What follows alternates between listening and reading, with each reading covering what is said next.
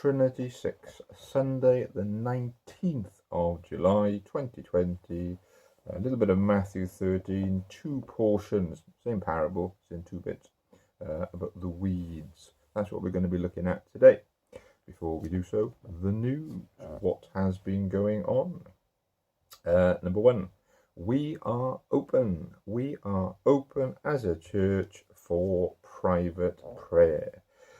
Sadly, it's only St. David's at the moment. We did have a look at Llanelid and St. Paul's. St. Paul's a bit small, Llanelid building work. So St. David's, Sunday, 10 o'clock in the morning till 1 o'clock in the afternoon. Wednesday, 10 till 12, 2 till 4, 6 till 8. You need to follow the rules when you come along, the social distancing, the hand sanitizing, but it's perfectly safe. It's perfectly safe. When you come there, you can sit in one of the seats and just enjoy the space. There'll be a slideshow that you can watch on the screen. There'll be some sheets you can follow, a liturgy sheet that Reverend Glenda's done, a sermon sheet that I've produced. Those who came for the first time last Sunday said it was obviously we weren't fully open for business, but it was so nice to be back. It was so nice to be back in the space. Turned it into a video, so I captured some of the people as they came out and said, what do you think? So look out for that on our YouTube channel. I passed it up to the bishop because I found it encouraging, and she said it encouraged her too, that people were coming back to their building, and there were signs of life. We technically could open to have a service, but I tell you what, if you read the restrictions, it's nothing like I think a service would be. There'd be no singing, we'd have to sit too far apart, probably have to wear masks. Communion would be nothing like communion. I'd be sort of dropping bread at you. So we've decided, let's explore where we are with the churches open for private prayer for a couple of weeks. And then if these restrictions change, at least we could be closer than 2 meters, then we will think about opening for real services. Number 2, Reverend Glenda, shiny new curate. She is in the parish, she's around the parish, she's doing things. Contact her, just give her a ring and say hello. She can be contacted by email, revglenda@lphparish.org.uk. She's got a parish email address, and her phone number 07592 149 538. Give her a ring and have a chat with her. Now, Reverend Glenda has expertise in doing services online in real time, and so next Sunday, Sunday the 26th of July, she will be doing the Sunday morning slot, not me, and it will be different. We're going to be using the Zoom program, so you'll need to get hold of that on your tablet, your phone, or your computer. And you need to contact Reverend Glenda directly for the passcode to join in. So that's going to be, we're going to explore with Reverend Glenda and her expertise an actual online service next Sunday. It will then be recorded and we'll put it up on our YouTube channel. So if you can't be there, you can view it at a later date. But there's going to be no me doing a podcast next week. Reverend Glenda, she's going to be doing an online service. We'll be having a Zoom coffee as ever this Tuesday at 3. If you want to test using the Zoom program, it's quite straightforward once you got into it. You can do that by joining us for our Zoom coffee this Tuesday at 3. Drop me an email for that because I'm running that. I'll tell you the passcode and you can join us for a cuppa on Tuesday afternoon.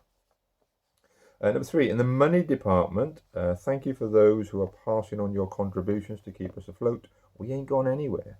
So thank you for those who have been passing on your money to keep us afloat.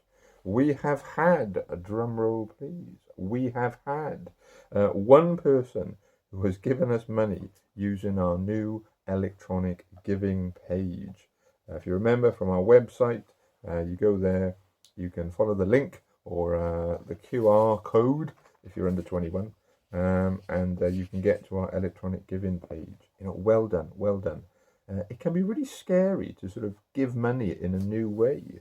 Yeah, I remember 20 years ago buying a book, an obscure book, because I was going through training, from a little website called Amazon in a New Way.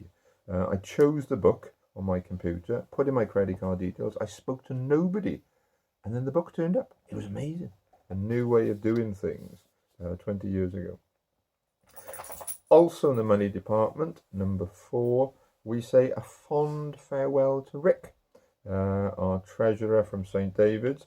He's moving on. He's going to train full-time to become Reverend Rick this time next year. So he has to stand down. So we say a hearty hello to Simon, who's volunteered to be the numbers man in Rick's place. Simon will be known to you if you've been to or helped at Messy Church. He's a familiar face there. So, yeah, a fond farewell to Rick, a hearty hello to Simon. Number 5, as ever, thank you for contacting us by giving us your homework questions. It's great to be able to get feedback. You know, these talks go out. I have some idea where they get to, and it's far afield. But I don't quite know what you make of them. But when the homework comes in, I'm receiving feedback, and it's really, really encouraging. This week, something really special. One family turned their homework into a video for me, and it was the grandchildren interviewing grandma to check that she'd understood the Bible passage and she could explain it in her own words. So getting video feedback even now for these videos. Brilliant, absolutely brilliant. Now, back to today. In the same way that this podcast goes wide, we're going wider today with the reading. Keris, who is a lay reader in Hirwine Parish and who's helped out here a number of times, mainly in St. Paul's, she's going to be our reader for today. How did somebody from Hirwine Parish end up getting involved with a parish so far away from where she lives? Let's just say I married one of her daughters. So I pass the spotlight to Keris. Hello everyone. The reading today is from Matthew chapter 13 verses 24 to 30 and 36 to 43, and it's from the Message version. He told another story. God's kingdom is like a farmer who planted good seed in his field. That night, while his tired men were asleep, his enemy sowed thistles all through the wheat and slipped away before dawn. When the first green shoots appeared and the grain began to form, the thistles showed up too. The farmhands came to the farmer and said, "Master, that was clean seed you planted, wasn't it? Where did these thistles come from?" He answered, "Some enemy did this." The farmhands asked, "Should we weed the thistles?" "No," he said. "If you weed the thistles, you'll pull up the wheat as well. Let them grow together until harvest time. Then I'll instruct the harvesters to pull up the thistles and tie them in bundles for the fire. Then gather the wheat and put it in the barn." Jesus dismissed the congregation and went into the house. His disciples came in and said, "Explain to us that story of the thistles in the field." So he explained, "The farmer who sows the pure seed is the Son of Man. The field is the world. The pure seeds are subjects of the kingdom. The thistles are subjects of the devil.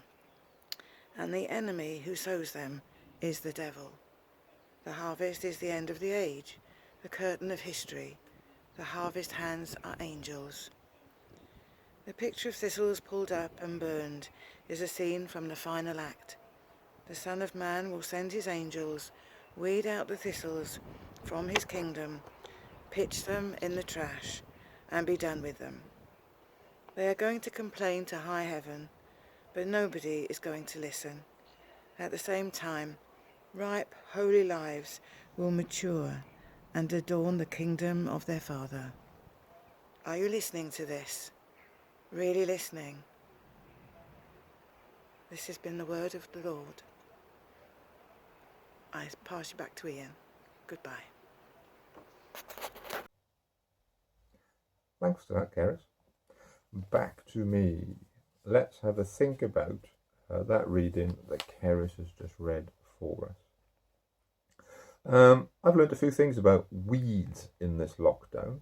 as my gardener, aka father-in-law, has had to isolate as he's over the magic number, I found myself tilling the land that comes with this rectory. We had a load of overgrown bushes and hedges removed last summer, and I was hoping that the rough area would magically just grow some grass. It did not. And so this spring, with COVID-19 keeping everybody in their own homes, I did some measuring. Then I bought some grass seed for the project. I dug the ground over with a little help from some of the teenagers who live here full time now. I removed all the rocks and stones. I raked the ground and made sure it was all level. I marked it all out in square meters. Born after 1971, you see. And then made sure I put enough grass seed in each section. I raked it again and watched it. I made sure that every few days, if there was no rain, I'd get the hose pipe out in the evening. And what do you know? It grew. It grew.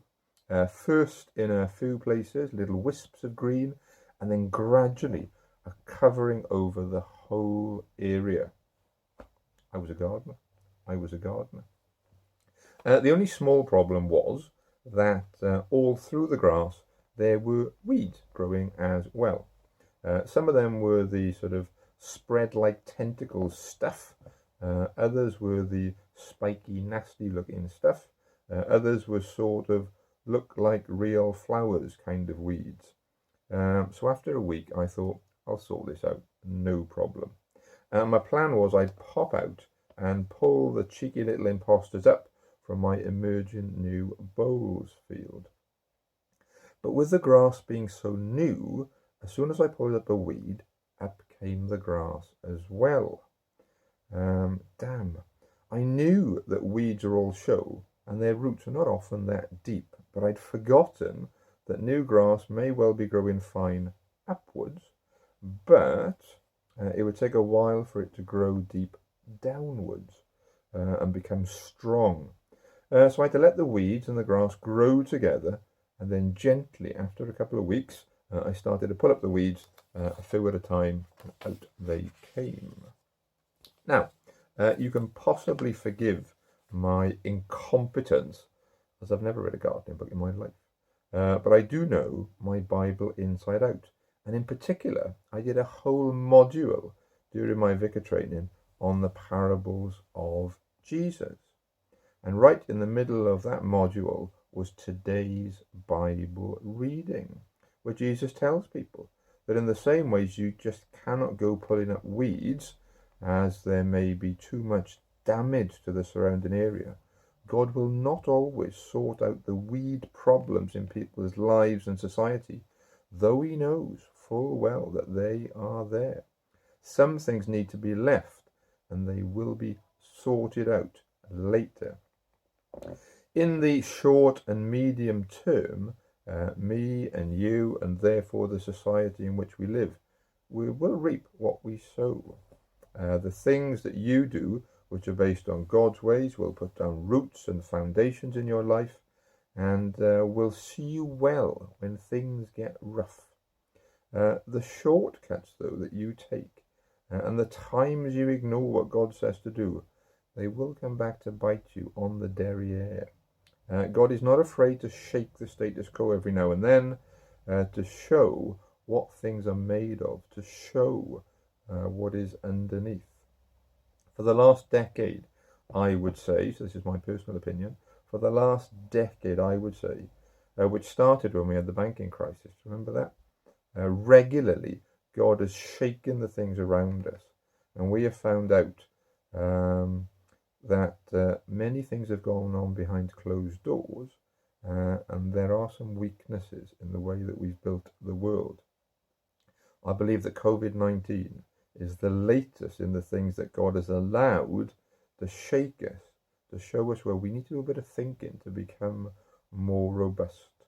It's not because he likes to see human beings struggle, but because all good parents know that sometimes they need to step back so their children can learn what they can do, what they can't do, what they need to work on. COVID-19 is like a little sorting out in the history of the world.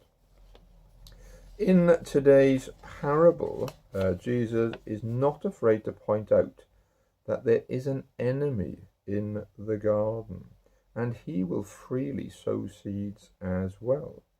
God often gets a bashing for the things that go on in the world, COVID-19 included, when really people should be saying, yep, I can see the devil has been sowing seeds in that situation. Just because a town has got people with unkempt hair doesn't mean that that town doesn't have a perfectly willing hairdresser who's happy to offer their service and advice. Chat to God, he'll help you. Ignore God, you will struggle.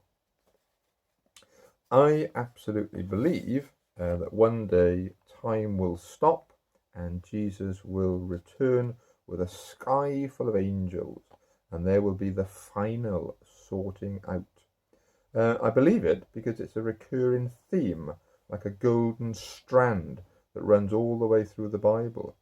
I believe it because it comes out of the mouth of Jesus in passages like we've had today. But I mostly believe it because I know what God is like. And the main characteristic of God is that he loves, he cares.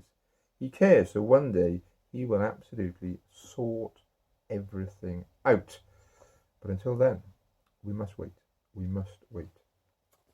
If you're a friend of Jesus, then on that great day, you will have nothing to worry about. Not a thing. You have been washed clean. You'll get an angel ride home. If you're not a friend of Jesus yet, then it would be remiss of me not to urge you to get right with God. How do you do that? Say sorry for what you have done and simply ask Jesus to come and take the driving seat of your life, and then sit back. It would also be remiss of me not to urge those of us who are already friends of Jesus to be careful that we don't become smug Christians and fall into sin. Yes, you may have nothing to worry about on that great day because you're a Christian, nothing to worry about on that great sorting out day, but make sure up until then you don't act like a muppet. Yeah. So take heart, people. If you can see the weeds all around you, know that your Heavenly Father can too.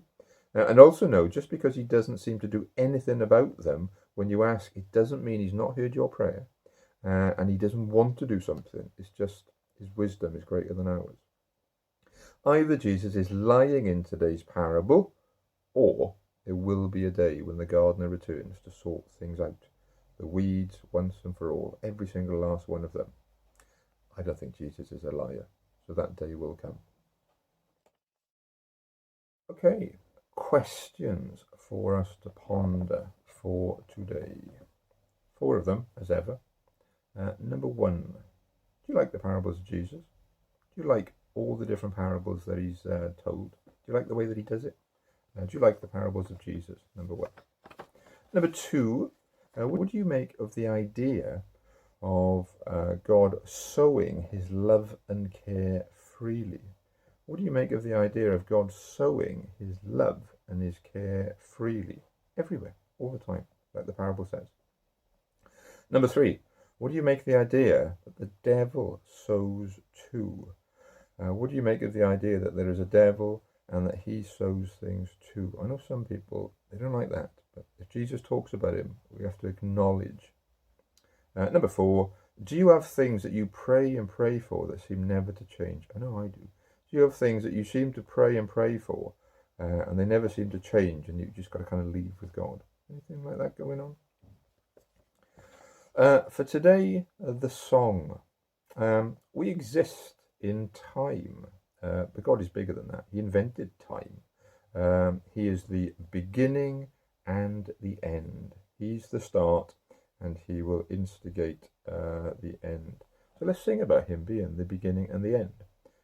How great is our God is the song for today. So I'll put it on the end and I'll put the link with this video. We finish off today then, as ever, with a prayer. So if you just sit quietly and together close your eyes, I will pray. Dear God, thank you that you see all the weeds we see and more. Thank you that no matter what is going on at the moment, we can take heart that one day you will absolutely sort everything out. Amen. Right, people, some options for this week. St. David's is open Sunday and Wednesday, so it'd be great to see you there if you're able to come along for private prayer. Zoom coffee on Tuesday. Contact me for the passcode for that, and join us to have a cup of tea and a biscuit and a chat online. And next Sunday, no podcast from me. Reverend Glenda is going to be leading Zoom worship, which after has happened, we'll put that up on the website for people to view. Contact Reverend Glenda for that passcode if you want to join in with Zoom worship next Sunday. Until then, take care, keep safe, see you soon.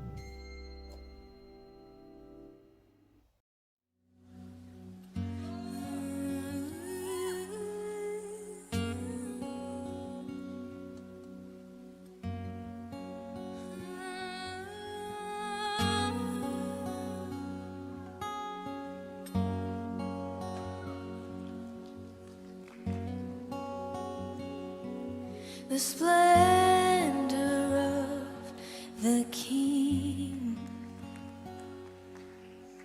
clothed in majesty, let all the earth rejoice, all the earth rejoice.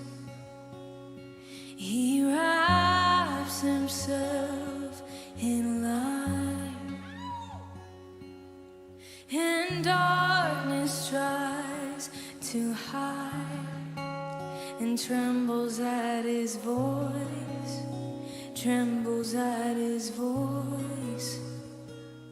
How great is our God! Sing with me, how great is our God, and all will see how great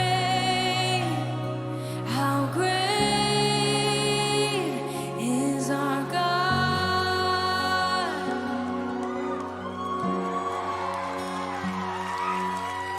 Age to age he stands, and time is in his hands, beginning and the end, beginning and the end. The Godhead three in one, Father, Spirit, Son, the Lion and the Lamb, the Lion and the Lamb. How great is our God! Sing with me, how great is our God, and all will see how great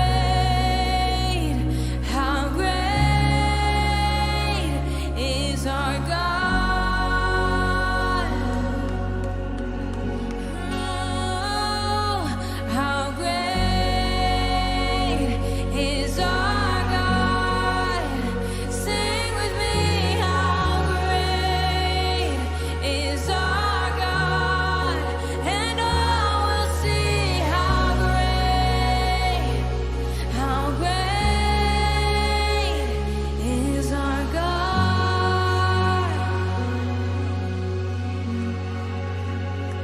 You are the name above all names.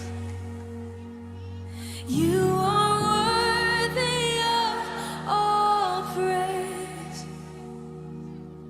and my heart will sing how great is our God.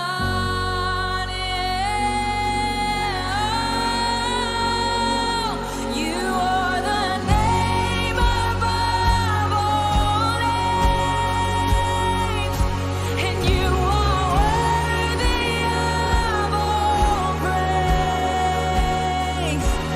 and my heart will sing how great is our God.